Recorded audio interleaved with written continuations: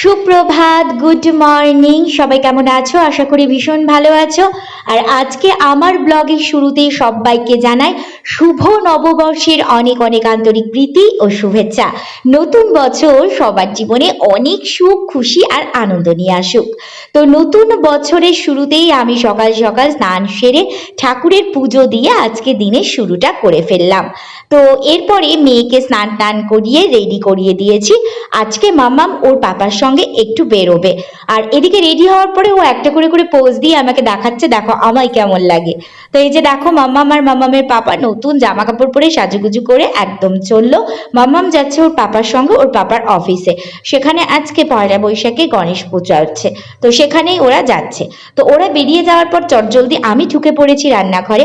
যতই হোক নববর্ষ বলে কথা, একটু ভালো মন্দ না খেলে চলে, তাই চটজলদি একটা দারুণ কম্বো বানিয়ে ফেললাম। আজকে বানিয়েছি বাসন্তী পোলাও আর মাটন কষা।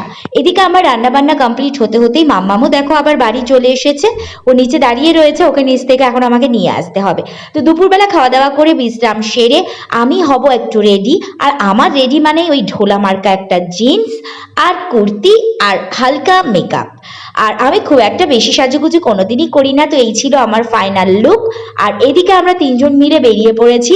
আজকে চলে গেছিলাম আবারও অ্যাজ ইউজুয়াল সেই সেনকো গোল্ড অ্যান্ড ডায়মন্ডে। তবে হ্যাঁ, আজকে আমার জন্য কিছু না, আজকে মেয়ের জন্য একটা মেয়ের কানের একটা ছোট্ট রিং নেব। তো এই যে দেখো, এখানকার কানবালার কালেকশনগুলো আজকে কিন্তু খুব সুন্দর ছিল। আমার তো একটা বেশ চোখে পড়েছে, দেখা যাক এটা এবার কেনা যায় কিনা।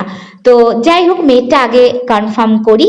তো মেয়ের জন্য রিং নিয়ে বেরিয়ে ফালুদার গাড়ি দেখে একটা কুলফি খেয়ে নিলাম। তারপরে যাচ্ছে আমাদের আজকে যে জায়গাগুলোতে নেমন্তন্ন ছিল সেই জায়গাগুলোতে। তো বৈশাখ মানেই তো মিষ্টির প্যাকেট কালেক্ট করা আর কি।